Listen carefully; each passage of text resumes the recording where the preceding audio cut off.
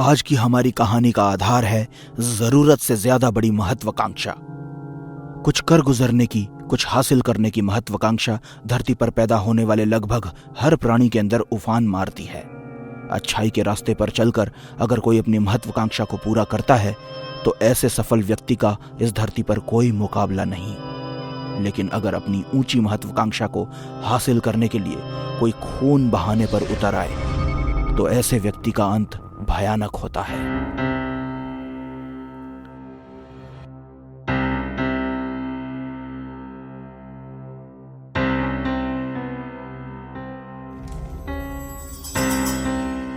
तुम्हें क्या लगता है बॉस ने हम दोनों को एक साथ क्यों बुलाया होगा?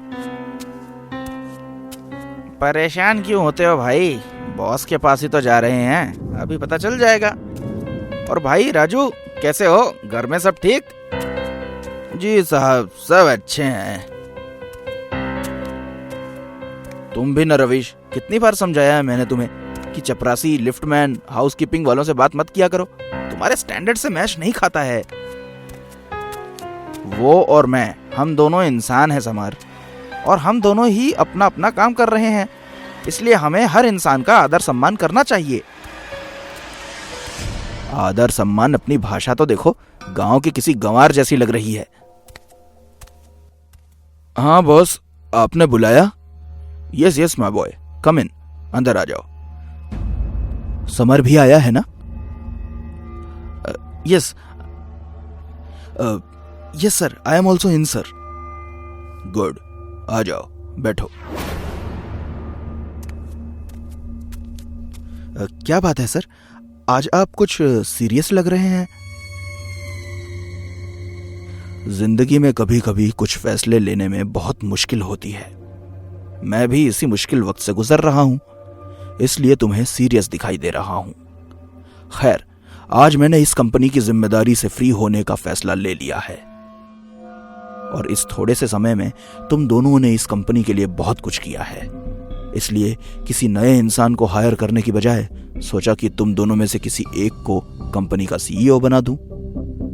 लेकिन तुम दोनों में से किसी एक का चुनाव करना मेरे लिए बहुत मुश्किल था, लेकिन किसी एक का ही चुनाव करना जरूरी भी था। लगता है भगवान ने मेरी सुन ली।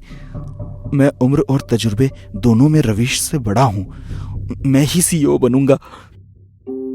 कल नए सीईओ की ऑफिशियल इंफॉर्मेशन सब जगह दे दी जाएगी। सो कल से Balraj group of information technology का नया सीईओ होगा रवीश।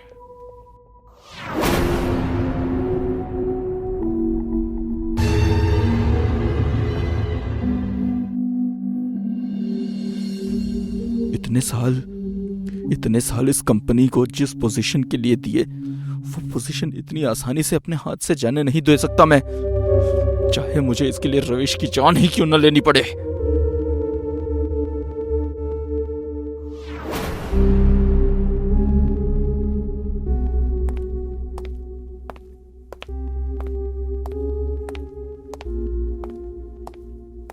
Congratulation CEO sir. अरे क्या भाई, वैसे सच कहूं तो ये पोस्ट मुझे नहीं, तुम्हें मिलनी चाहिए थी। तो पोस्ट मुझे दे दो। अरे मजाक कर रहा हूं, चल सेलिब्रेट करते हैं, आज की पार्टी मेरी तरफ से।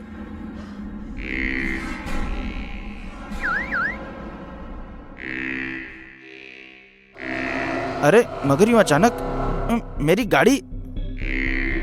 आजकल लाइफ में बहुत कुछ अचानक हो रहा है। तुम सीईओ भी तो अचानक ही बन गए, तो ये पार्टी अचानक क्यों नहीं हो सकती?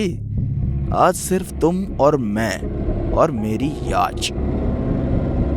जैसा दोस्त का मन, चलो।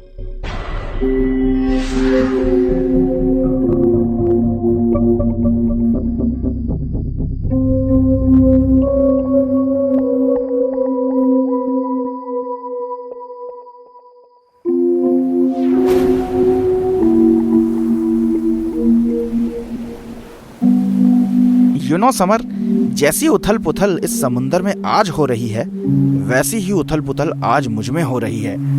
इस पोजीशन पर तो मुझे पहुंचना ही था, मगर यह सब इतनी जल्दी हो जाएगा सोचा नहीं था। वक्त ने मेरी किस्मत बदल दी यार। और मेरी किस्मत पलट दी।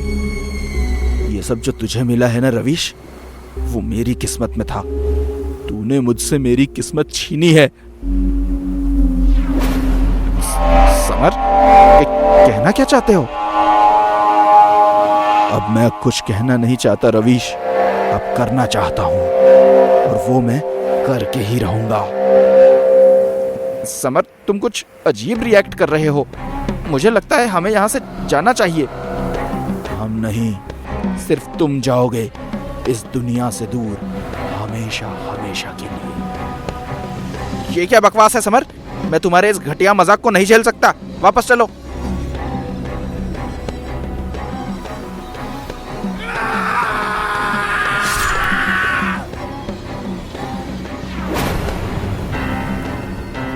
इंटरनेशनल कंपटीशन में 2nd पोजीशन आई थी मेरी। समर की अति महत्वाकांक्षा ने रवीश की खुशी तो छीनी ही, वहीं उसे मारकर उसका यमदूत भी बन गया। हर किसी के साथ प्यार से व्यवहार करने वाले रवीश की मौत ऐसे भी होगी, ये किसी ने तो क्या, खुद रवीश ने भी नहीं सोचा था। वो अब मर चुका था।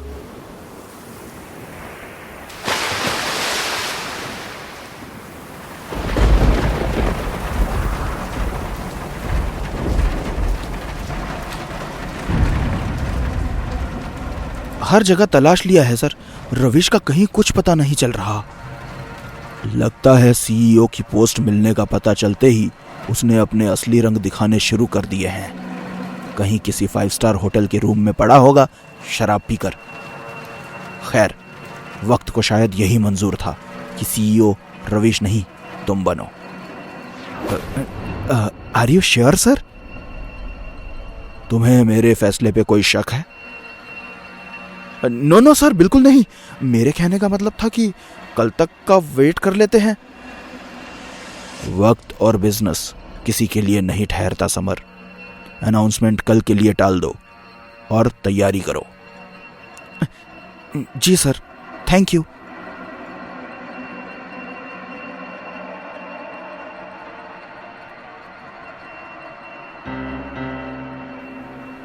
ओम त्र्यंबकं यजामहे सुगंधिं पुष्टिवर्धनम् उर्वारुकमेव वन्धनान् मृत्योर्मोक्षीयमामृतात्। ओम।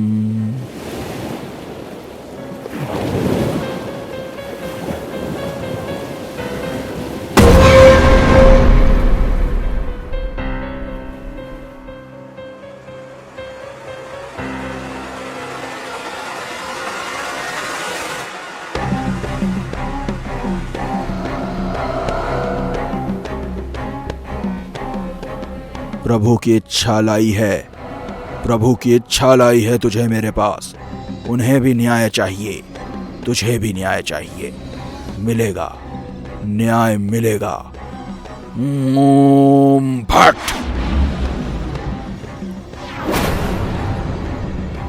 ओम ह्रीं क्लीं चामुंडाय विच्चे। ओम भट। ओम ह्रीं क्लीं चामुंडाय विच्चे। ओम भट।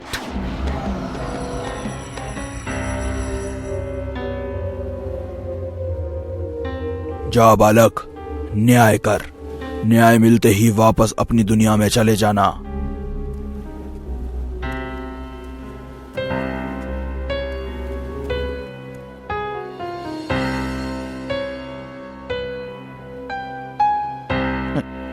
देख जॉनी, ये मेरा प्रमोशन डे है।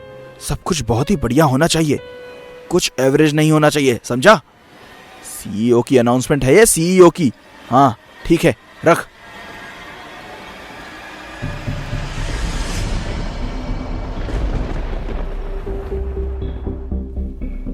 रवीश, वो यहां कैसे आ सकता है? नहीं, ये नहीं हो सकता, ये नहीं हो सकता। हैरान है कि मैं यहां कैसे आ गया? हाँ, तुम तो मर चुके हो। फिर मरने मारने का हक तेरे पास नहीं है। ऊपर वाले के पास है। उसी ऊपर वाले ने मुझसे कहा कि सिर्फ मेरा ही वक्त पूरा नहीं हुआ है, मेरे दुश्मन दोस्त का भी वक्त पूरा हो गया है, जिसने तुझे अपनी स्वार्थ भरी महत्वाकांक्षा के चलते मार दिया। मेरे परिवार के बारे में जरा सा भी नहीं सोचा।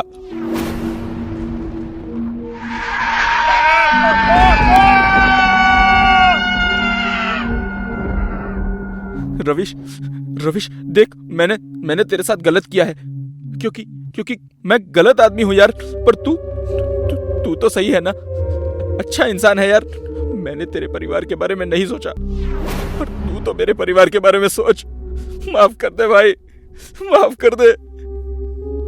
मैं माफी देने वापस नहीं आया, तुझे साथ ले जाने आया हूं। चल।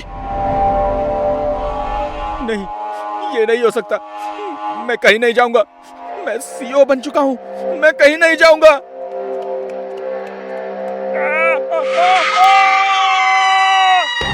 भागता कहाँ है आस्तीन के सांप? तेरा फन कुचलने के लिए ही तो मैं आया हूं।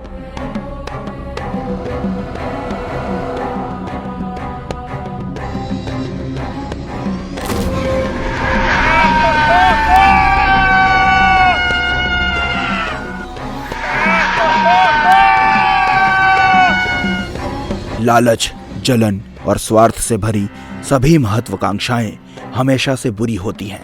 ऐसी महत्वाकांक्षाओं में अक्सर खून की नदियां बहती हैं।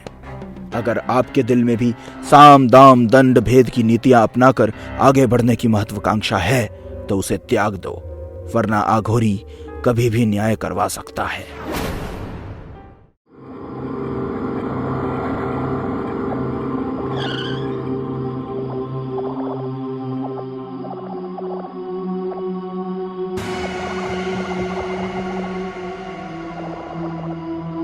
विजय की माँ, अभी तबीयत कैसी है विजय की? बुखार कुछ कम हुआ या नहीं? विजय के पापा, इसका बुखार तो जरा भी कम नहीं हो रहा है, शरीर भी आग की तरह तप रहा है। बहू, तुमने विजय को समय पर खाना और दवाई खिला दिया था ना? हाँ पापा जी, मैंने समय पर खाना और दवाई दोनों खिला दिया था। शादी से पहले तक तो सब कुछ ठीक था, लेकिन शादी के बाद से ही पता नहीं क्या हो गया है मेरे बेटे को। तबीयत हमेशा खराब रहने लगी है, जबकि ऐसा पहले कभी नहीं हुआ। तुम सही कह रही हो विजय की माँ।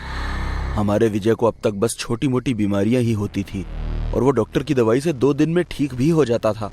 लेकिन इस बार समझ नहीं आ रहा है कि उस पर कोई दवा असर क्यों नहीं कर रही, जबकि हमने हमारे बेटे को कहां कहां नहीं दिखाया, एक से एक बड़े से बड़े डॉक्टर को दिखाया, लेकिन पता नहीं हमारे बेटे को ऐसी कौन सी बीमारी ने जकड़ लिया है कि वो ठीक होने का नाम ही नहीं ले रहा है।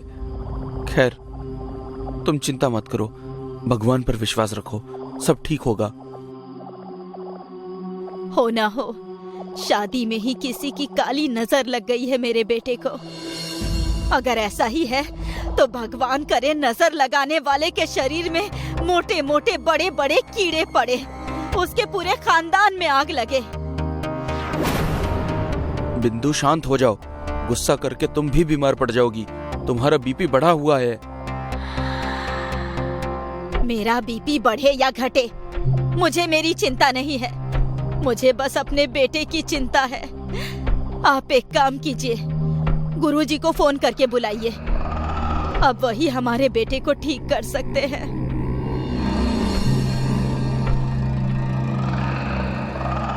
प्रणाम गुरुजी। कहना क्या गुरुजी, बस यूं समझ लीजिए चारों तरफ से मुसीबत से घिर चुके हैं। हमारे बेटे की तबीयत बहुत खराब है गुरुजी, बस आप अपने चरण हमारे घर रख दें तो शायद कोई कृपा हो। जी जी गुरुजी, प्रणाम। क्या कहा गुरुजी ने? गुरुजी यहीं पास वाले घर में आए हुए हैं, कुछ देर में यहाँ पहुंच जाएंगे, चिंता मत करो, सब ठीक होगा। शुक्र है भगवान का जो गुरुजी पास ही में है। इस बीमारी ने तो मेरे बेटे की हालत ही खराब कर दी है।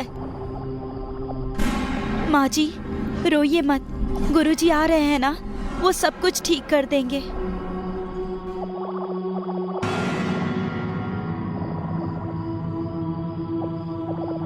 अलग निरंजन, जय माँ काली कंकाली, तेरा वचन न जाए खाली। अलग निरंजन। गुरुजी, देखिए ना मेरे बेटे को, क्या हो गया है इसे। गुरुजी, हमने जब से अपने बेटे की शादी कराई है तब से ही इसकी तबीयत बहुत खराब है। हमने सब कुछ करके देख लिया, लेकिन हमारा बेटा ठीक ही नहीं हो रहा। कोई नहीं, अब मैं आ गया हूँ, ये बिल्कुल ठीक हो जाएगा। अलख निरंजन, जय माँ काली कंकाली, तेरा वचन न जाए खाली। अलख निरंजन, अलख निरंजन, जय माँ काली कंकाली, तेरा वचन न जाए खाली। बीमारी का कारण और निवारण दोनों मिल गए हैं। कारण क्या है गुरुजी? कारण है तुम्हारी बहू का मांगलिक होना। अब यदि तुम्हें अपने बेटे को हमेशा के लिए ठीक करना है तो तुम्हें अपनी बहू की शादी बरगद के पेड़ से करवानी होगी। गुरुजी, मैं अपने पति की जान बचाने के लिए बरगद के पेड़ से शादी करने के लिए तैयार हूँ। ओम मंगलम मंगलम स्वाहा, ओम मंगलम मंगलम स्वाहा। शादी संपन्न हुई। गुरुजी, अब तो हमारा बेटा बिल्कुल ठीक हो जाएगा ना? अलख निरंजन, जय माँ काली कंकाली, तेरा वचन न जाए खाली। माँ की कृपा से तुम्हारा बेटा अब बिल्कुल ठीक हो चुका है। वो रहा। माँ, पापा, देखिए मैं बिल्कुल ठीक हो गया, मैं ठीक हो गया। बेटा, जा गुरुजी से आशीर्वाद ले ले। प्रणाम गुरुजी। गुरुजी, आपका बहुत बहुत धन्यवाद जो आपने मुझे नया जीवन दान दिया। आप नहीं होते तो मैं कभी ठीक नहीं होता। धन्यवाद मेरा नहीं, अपनी पत्नी का करो बच्चा, जो बिना किसी प्रश्न के तुम्हारे खातिर बरगद के पेड़ से शादी करने के लिए तैयार हो गई। तुम्हारे भाग्य में मांगलिक से ही शादी होना लिखा था, लेकिन इसके भाग्य में सदा सुहागिन लिखा था। इसी के भाग्य से तुम बचे हो। कोई और लड़की होती तो तुम्हारी मृत्यु निश्चित थी। संध्या, कुछ बोलने की जरूरत नहीं है। आप ठीक हो गए, मेरे लिए यही बहुत है। हमारा बेटा बहुत भाग्यशाली है जो उसे संध्या जैसी बीवी मिली। और बहू पाकर हम दोनों भी।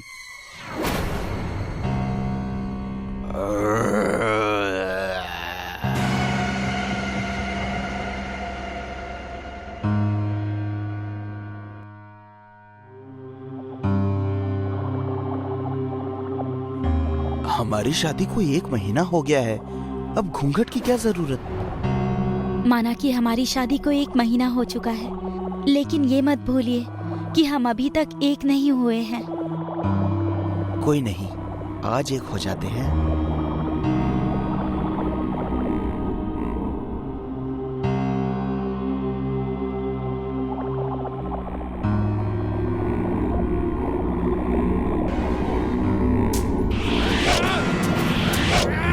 विजय, विजय, ये क्या हो रहा है आपको? विजय!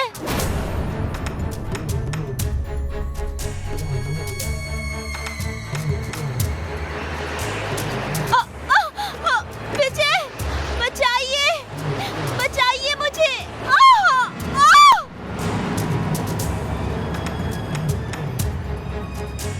संध्या, संध्या, संध्या, संध्या!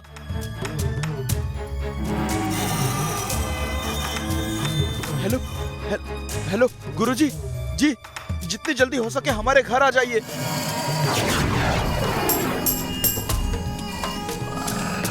विजय, बचाइए मुझे, बचाइए! माँ जी, पापा जी, बचाइए मुझे! कोई तो बचाओ!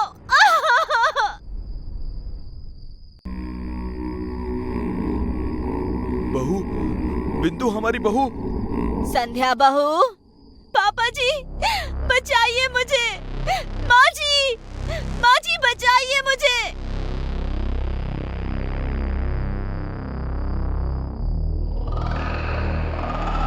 अजी, कुछ कीजिए, नहीं तो हमारी बहू के साथ अनर्थ हो जाएगा। हाँ, मैं करता हूँ कुछ, मैं करता हूँ कुछ।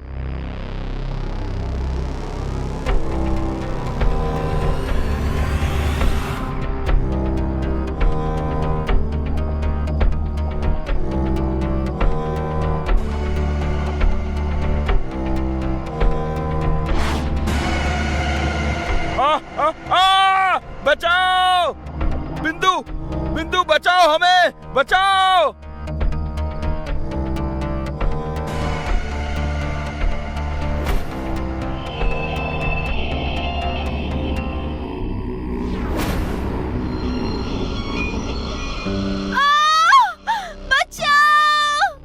बिंदु, माँ, पापा, संध्या, विजय बेटा, हमें बचाओ।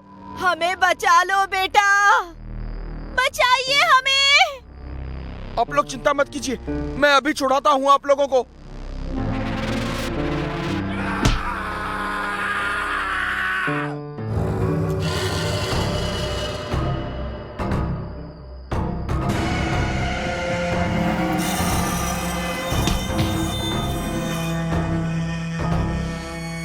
माँ, पापा। अलख निरंजन, जय माँ काली कंकाली, तेरा वचन न जाए खाली। अलख निरंजन।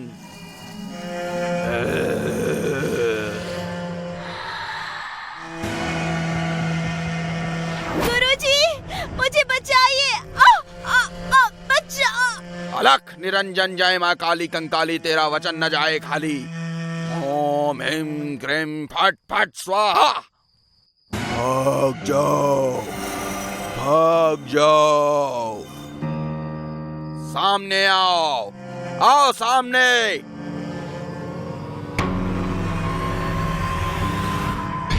कौन हो तुम? क्या चाहते हो तुम? क्यों परेशान कर रहे हो इस बच्ची को? आज जब तक तुम इसकी शादी इस पेड़ से करा रहे थे, तब मैं इसी पेड़ पर था, इसलिए इसकी शादी मुझसे भी हुई है।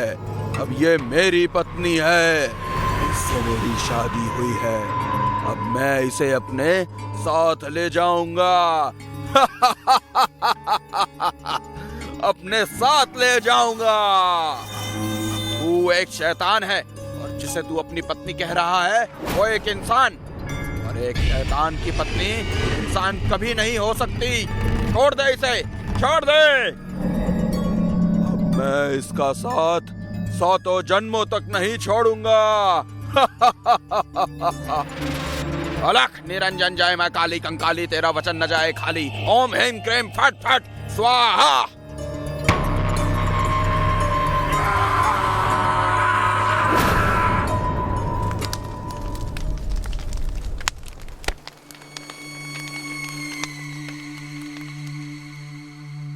तुम दोनों का कल्याण हो।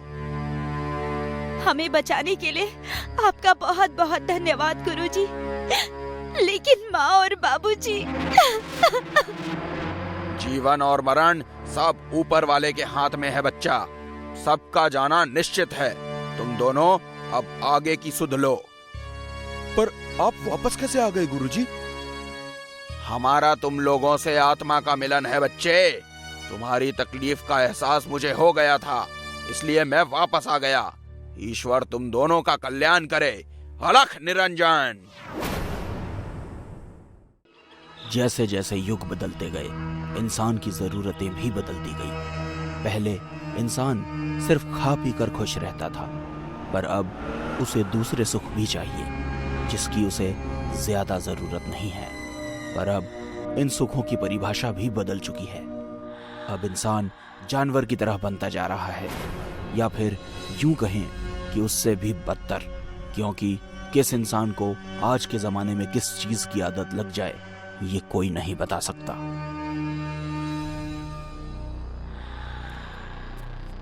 एक रात कुछ लोग एक औरत की लाश को कब्रिस्तान में गाड़ने के लिए लेकर आए थे।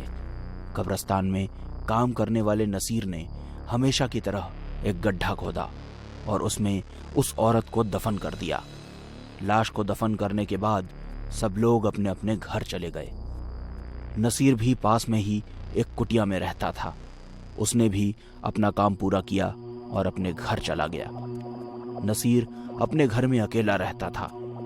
उसके ऐसे काम के कारण अभी तक उसकी शादी नहीं हुई थी और उसका परिवार भी उससे अलग रहता था। 2 दिन बाद फिर से एक आदमी की लाश लेकर कुछ लोग आए। जब नसीर गड्ढा खोद रहा था, तभी एक आदमी की नजर पास के कब्र पर पड़ी, जहां 2 दिन पहले उसकी बीवी को दफनाया था। अरे, इस कब्र को क्या हुआ? ऐसा लगता है किसी ने यहाँ फिर से खुदाई की थी। नसीर, सुनो, वो होने के बाद इसे भी वापस खोदना है। छोड़ दीजिए ना साहब, क्यों मरे हुए इंसान को तकलीफ देते हो? किसी जानवर का काम होगा। तुमसे जितना कहा जाए उतना करो, चलो जल्दी। उस आदमी की लाश को दफन करने के बाद नसीर ने उस आदमी की बीवी की कब्र फिर से खोदनी शुरू की। कब्र पूरी तरह खोदने के बाद सारे लोग डर गए। किसी को जरा भी समझ नहीं आया कि यहाँ क्या हुआ, क्योंकि अंदर से उस औरत की लाश गायब हो चुकी थी। ये कैसे हो सकता है? 2 दिन पहले ही तो उसे यहाँ गाड़ा था, फिर कहाँ गई उसकी लाश? नसीर, लाश कहाँ है? मुझे कुछ नहीं पता साहब, मैं भी 2 दिन बाद ही आया हूँ यहाँ। कहीं ऐसा तो नहीं कि किसी ने लाश को चुराया हो? पर कोई लाश क्यों चुराएगा? मुझे तो कुछ समझ नहीं आ रहा, ये सब कैसे हो सकता है? हमें जल्दी से कुछ करना चाहिए। हम घर चलकर सोचते हैं कि क्या करना है। तब तक तुम घर चलो। नसीर, इसे वापस ढक दो और ध्यान रखो। सब लोग घर आ गए। कुछ दिन बाद एक बुढ़िया की मौत हो गई। सारे लोग जमा हो गए। मैं तो कहता हूँ कि हमें इन्हीं घर के पास या फिर खेतों में दफनाना चाहिए। कब्रिस्तान से लाशें चोरी हो रही हैं। मैं भी इस बात से सहमत हूँ, पर घर के पास दफनाना ठीक नहीं होगा। एक काम करते हैं, खेतों की तरफ जो बंजर जमीन है उसमें दफनाते हैं। हाँ, ये ठीक रहेगा। मैं अभी नसीर को फोन करके वहां पहुंचने के लिए कहता हूँ।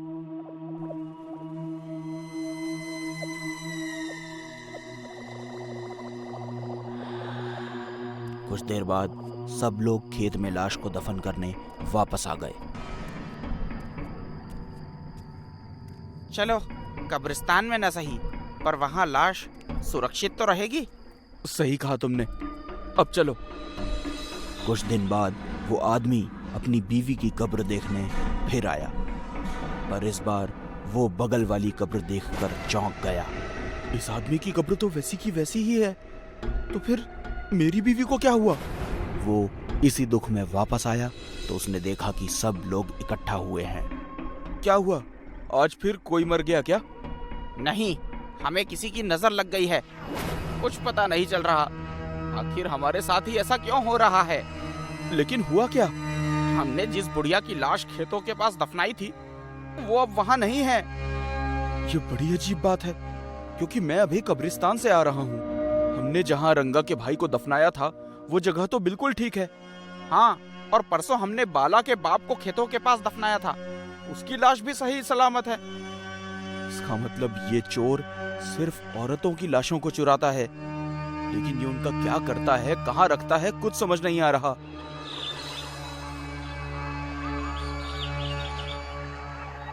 कुछ दिन बाद नसीर की तबीयत बहुत खराब हो गई। वो दवाई लेने डॉक्टर के पास गया। बहुत दिनों से कमजोरी महसूस हो रही है और खून की उल्टियां तो रुक ही नहीं रही। खाने में कुछ अलग खाया था?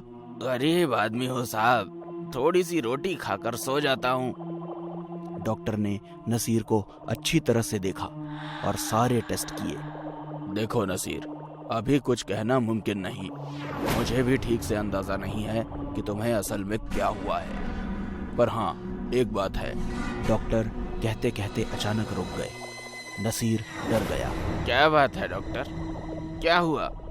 आप साफ साफ बताइए, मैं सुनने के लिए तैयार हूँ। तुम ज्यादा दिन जिंदा नहीं रहोगे, बस 1 या 2 हफ्ता। लेकिन ये कौन सी बीमारी है और मुझे कैसे हो गई? इसका पता तो टेस्ट के बाद ही चलेगा। जैसे ही मुझे कुछ पता चलता है मैं तुम्हें बता दूंगा। ठीक है साहब।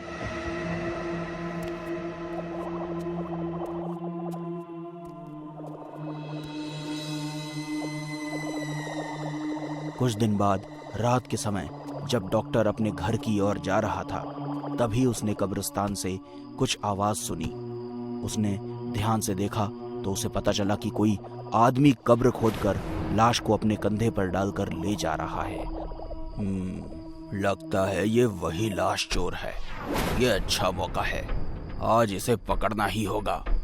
डॉक्टर भागता हुआ कब्रिस्तान में गया, पर जब तक वो उस चोर तक पहुंचता, वो चोर वहां से लाश लेकर भाग चुका था। डॉक्टर ने पूरे कब्रिस्तान में घूम कर देखा, पर उसे वो चोर कहीं नजर नहीं आया। डॉक्टर निराश होकर कब्रिस्तान से बाहर आने लगा।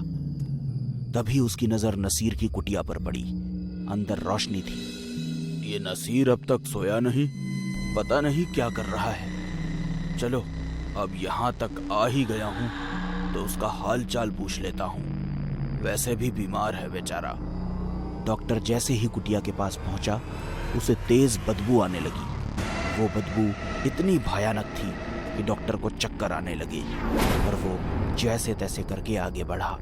ये बदबू किस चीज की है? पता नहीं ये नसीर इस बदबू में कैसे रहता है। इसी की वजह से बीमार पड़ा होगा। डॉक्टर जैसे ही कुटिया के अंदर आया, डर के मारे उसके पैर सुन्न पड़ गए। उसके मुंह से जरा भी आवाज नहीं निकली। डॉक्टर को अब पूरी बात समझ में आ गई। एक तो उसे बदबू सहन नहीं हो रही थी, और दूसरी बात, वो बहुत डर गया था। वो वैसे ही लोगों के पास पहुंचा।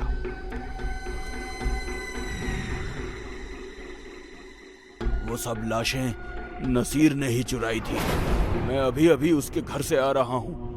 वहाँ सब लाशें अधनंगी हालत में पड़ी थी, और इससे भयानक बात यह है कि वो लाशों को चुराकर उनके साथ सेक्स करता था, और इसी वजह से उसे नेक्रोफिलिया नाम की खतरनाक बीमारी हुई, जिससे अब वो मरने वाला है।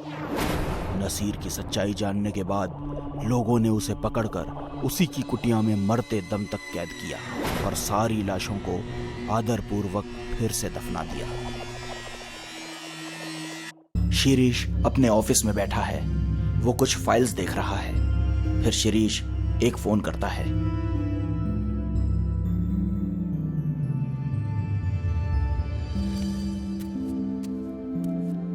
मिस्टर विपिन, प्लीज आइए। आपको थोड़ा वेट करना पड़ा, इसलिए सॉरी। अरे कोई बात नहीं, मैं समझ सकता हूँ। कहिए, मैं आपकी क्या सेवा कर सकता हूँ? मिस्टर शिरीष, क्या मैं आपके काम पर भरोसा कर सकता हूँ? सर, आज तक हमारे किसी भी क्लाइंट को कोई शिकायत नहीं मिली है। मिस्टर शिरीष, मुझे आज रात को ही सारा काम पूरा करवाना है, क्योंकि कल से मेरे बंगले का रेनोवेशन शुरू हो रहा है। कोई बात नहीं सर, आपका काम हो जाएगा। मेरे पास एक्सपर्ट लोग हैं। आप एड्रेस दे दीजिए, आज रात को ही हम सारा काम पूरा कर देंगे। आपकी फीस? आप मेरे असिस्टेंट से बात कर लीजिए, वो आपको सब डिटेल्स दे देगा। ठीक है, आप आज रात मेरे बंगले पर पहुंच जाइए। ये रही बंगले की चाबी। बाय द वे, आपके ऑफिस में लगी हुई ये पेंटिंग कुछ खास अच्छी नहीं है। मतलब रियल वाला फील नहीं आ रहा है। विपिन वहां से उठकर शिरीष से हाथ मिलाकर चला जाता है। शिरीष विपिन के इस रवैये से थोड़ा सोच में पड़ जाता है।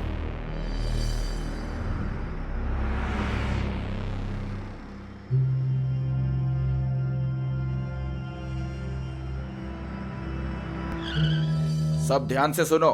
सबसे पहले टॉप फ्लोर के बेडरूम से शुरू करना है। अब एक एक बेडरूम में काम शुरू कर दो।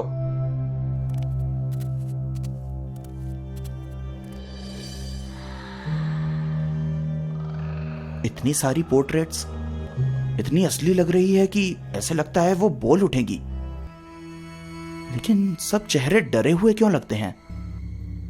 बहुत अजीब है।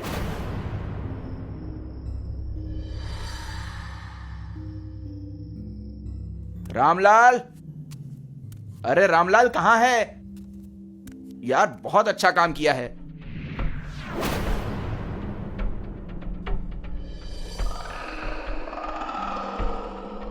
रामलाल, ओ रामलाल, हरिया, ओ हरिया, कहां चला गया?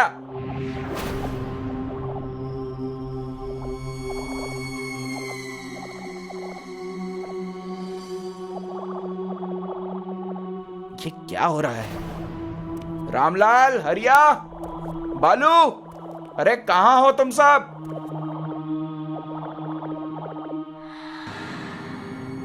अरे ये किसकी फोटो एल्बम है?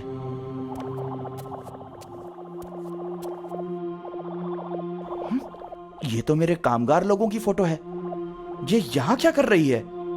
हे भगवान, यहाँ मेरी फोटो भी है, लेकिन क्यों?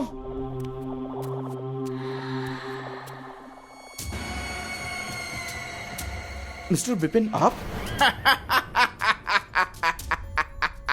हाँ मैं, लेकिन मैं कोई विपिन नहीं हूँ। तो आप कौन हैं?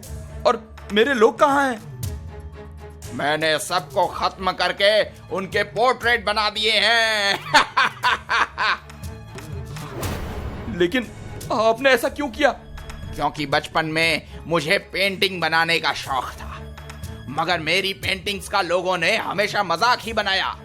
मैं जब कॉलेज गया तब एक लड़की पर मेरा दिल आ गया। मैंने उसकी एक बढ़िया पोर्ट्रेट पेंटिंग बनाई और उसे प्रपोज किया, मगर उसने मुझे ठुकरा दिया और मेरी पेंटिंग फेंक दी। ये देखकर कॉलेज के सभी लोगों ने मेरा मजाक उड़ाया। वही सोचते हुए मैं मोटरसाइकिल से अपने बंगले पर आ ही रहा था कि मेरा एक्सीडेंट हो गया। मैं तड़पता रहा और मरते हुए यही सोचता रहा कि मैं ऐसी पेंटिंग्स बनाऊंगा कि लोग दंग रह जाएंगे। और फिर उस दिन से वो पिशाच बन गया और लोगों को मारकर उनके असली सर पेंटिंग में लगाने लगा। अब मैं जो चाहे कर सकता हूं। अब तुम्हारा नंबर है। नहीं नहीं, कोई मुझे बचाओ!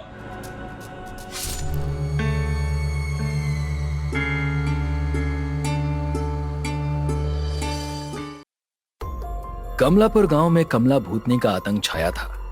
वो जब भी किसी नई दुल्हन को देखती तो उस पर सवार हो जाती थी और बाद में उसके पूरे परिवार को एक एक करके मारकर खा जाती थी। उसकी डरावनी कहानियां पूरे गांव में बच्चा बच्चा जानता था। अब आगे। काली अंधेरी रात में एक जंगल के रास्ते से 4 गाड़ियां जा रही होती हैं, जिसमें से एक दुल्हा दुल्हन की सजी हुई कार भी होती है। सब लोग हंसी मजाक करते हुए जा रहे होते हैं। तभी अचानक रोली को बहुत तेज प्यास लगने लगती है और वो अपने पति से कहती है, सुनिए, मुझे बहुत तेज प्यास लग रही है।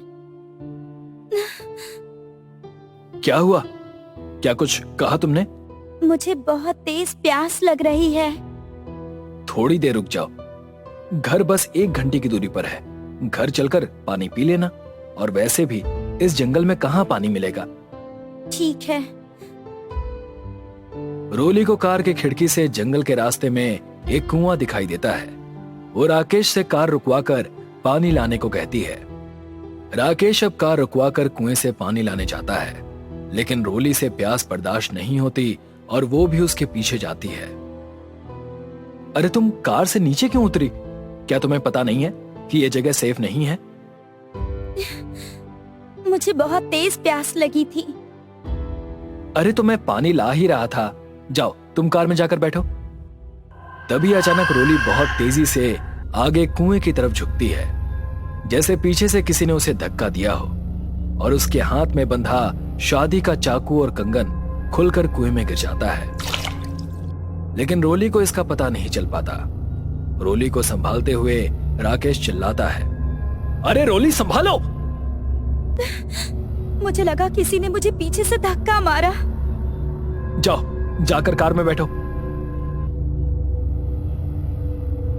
अब रोली कार में डरे सहमे बैठी होती है और कुएं के पास के सीन को याद कर रही होती है। तभी थोड़ी देर में सारी गाड़ियां घर पहुंच जाती हैं। सुनीता रोली को बड़े प्यार से कार से उतारकर घर में प्रवेश कराती है। तभी उसकी पड़ोसी पीछे से बोलती है, हाय हाय, बहू के हाथों में तो शादी का कंगन और चाकू नहीं है, जो बहुओं को बुरी नजर से बचाता है। बहू, कंगन और चाकू कहाँ है? पता नहीं माँ जी, जब घर से चली थी तब तो हाथ में ही बंधा था। रोली सुनीता को कुएं वाली बात बताने वाली होती है। तब तक राकेश बात बदलते हुए उसे चुप करा देता है। उसके बाद सुनीता नए जोड़े को उनके कमरे में छोड़ आती है। अब रात के अंधेरे में मुकेश पानी पीने के लिए उठता है, लेकिन तभी एकदम हवा से खिड़कियां आपस में टकराने लगती हैं। वो जैसे ही खिड़की बंद करने के लिए आगे बढ़ता है, उसका पैर मुड़ जाता है और वो जमीन पर गिर जाता है। तेज हवा और बिजली के कड़कने से खिड़की के पर्दे तेजी से इधर उधर हो रहे थे। वहां का माहौल बहुत डरावना हो गया था। कौन है? कौन है? सामने आओ! अचानक मुकेश का पैर कोई खींचते हुए उसे घर के बाहर घसीटने लगा। मुकेश जोर जोर से चिल्लाने लगा। तभी वहां श्यामलाल और सुनीता आ जाते हैं। क्या हुआ बेटा, तुम क्यों चिल्लाए? माँ, माँ, यहाँ कोई भूत है जो मुझे मारने की कोशिश कर रहा है। यहाँ कोई नहीं है मुकेश, जाओ जाकर सो जाओ। कोई बुरा सपना देखा होगा तुमने।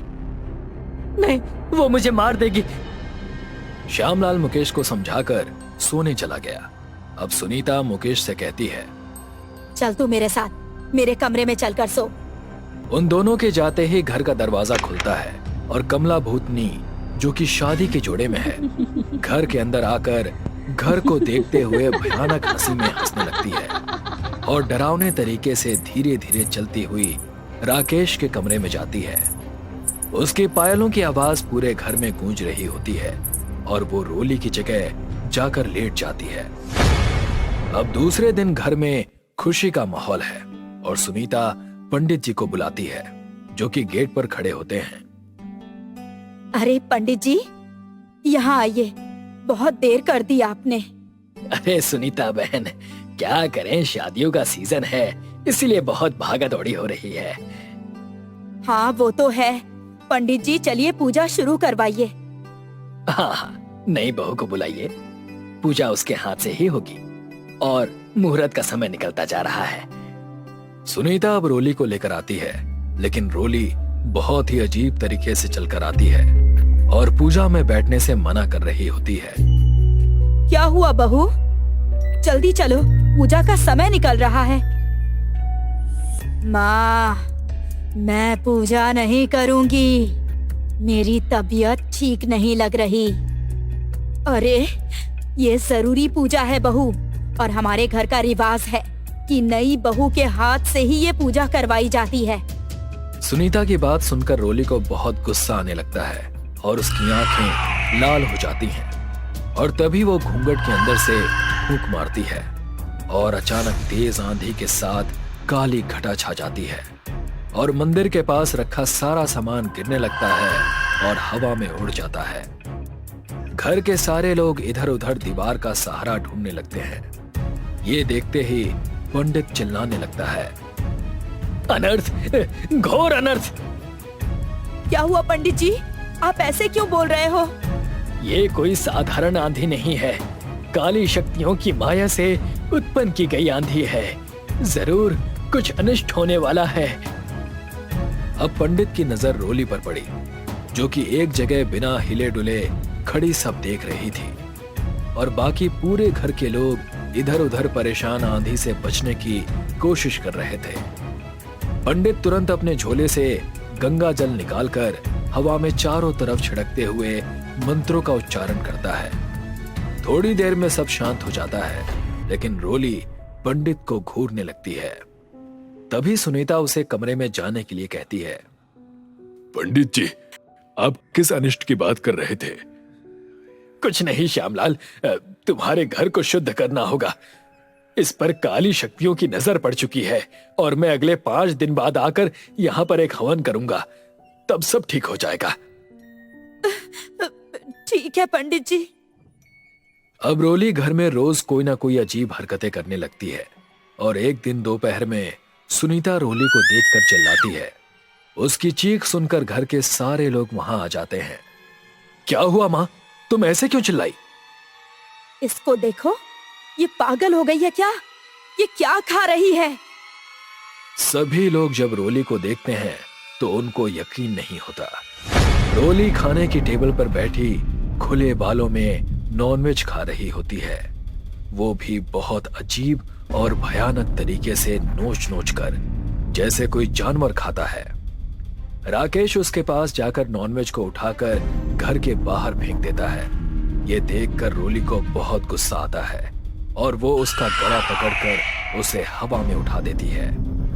सब लोग रोली का हाथ पकड़कर उससे राकेश को छुड़ाने लगते हैं। भाभी छोड़ो भैया को, छोड़ो। तेरी इतनी हिम्मत कि तू कमला भूतनी का खाना उससे छीनेगा? मैं तुझे ही खा जाऊंगी। कमला भूतनी? कौन कमला भूतनी? अरे आप जाकर पंडित जी को फोन करके बुलाओ, वरना ये हम सबको मार देगी। बुढ़िया, तुझ पर बहुत चर्बी चढ़ी है। तू मेरे सारे काम बिगाड़ती है। मैं सबसे पहले तुझे ही खा लेती हूँ।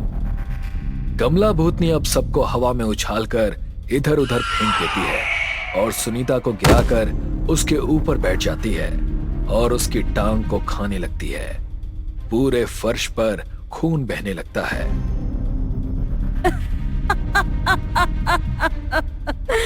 अरे वाह बुढ़िया, तेरी जुबान भले ही कड़वी है, लेकिन तेरा मांस बहुत स्वादिष्ट है। राकेश कमला भूतनी को इस तरह से जब अपनी मां का पैर खाते हुए देखता है तो गुस्से से बौखला जाता है और लोहे की सरिया लाकर उससे भूतनी के ऊपर हमला बोल देता है।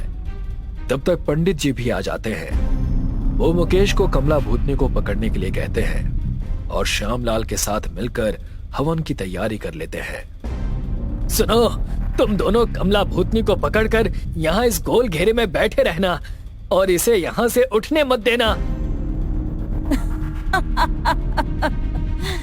पंडित, आज इन सब के साथ तू भी मरेगा और आज मैं तुझे खाकर तेरा भूत पकड़ने का शौक भी खत्म कर दूंगी।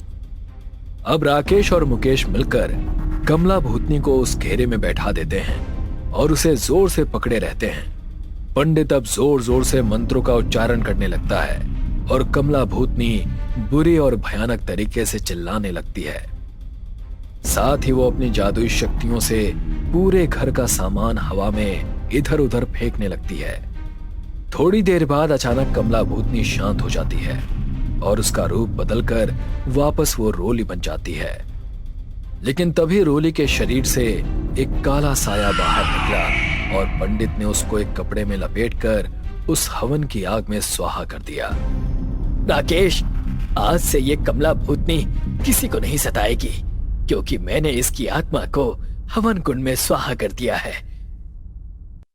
अब राकेश और मुकेश पीछे मुड़कर सुनीता के पास जाते हैं और रोने लगते हैं, क्योंकि सुनीता की गर्दन और एक पैर को कमला भूतनी ने खा लिया होता है और उसकी लाश खून से सनी पड़ी होती है। थोड़ी देर बाद रोली को होश आ जाता है। वो जब सुनीता की लाश देखती है तो बिलख बिलख कर रोने लगती है और पूरे परिवार में शोक छा जाता है।